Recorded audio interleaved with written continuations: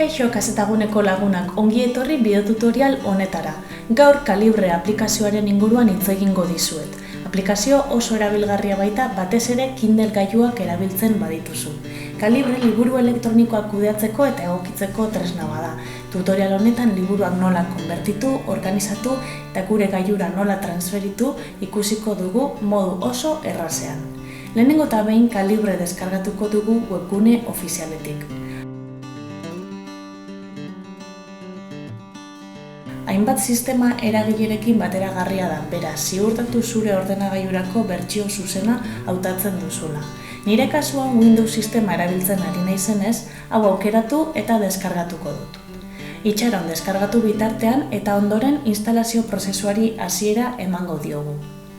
Kondizioak onartuko ditugu eta instalatzeari emango diogu.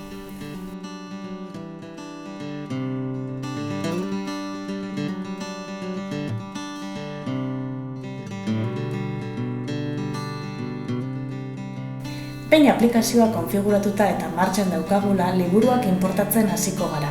Horretarako fitxategiak arrastratu eta interfazean askatu ditzazkegu.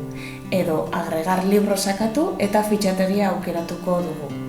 Kalibre bateragarria da EPUB, PDF, MOBI eta beste hainbat formaturekin.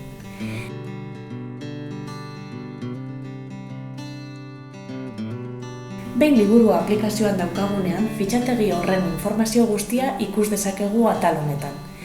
Liburua kasu honetan EPUB formatuan dagoela ikusten dugu. Formatu hau ez da bateragarria Kindle gailuarekin, horregatik konbertitu beharra daukagu. Beraz, liburua aukeratu eta konvertir libros emango diogu. Aukera desberdin asko agertuko zaizkigu, baina garrantzitsuena hau da. Hemen liburua zein formatutara pasa nahi dugun aukeratuko dugu.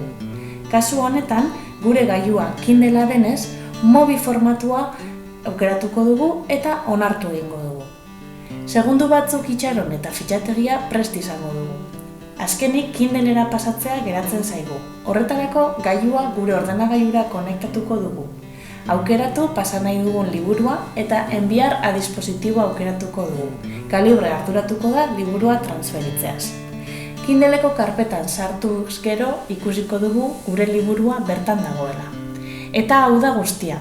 Gustoko dut emaiozu gustatu bazaizu eta suskribatu bideo gehiago ikusi nahi badituzu. Galderaren bat baldin badaukazu, iruzkinetan utz dezakezu.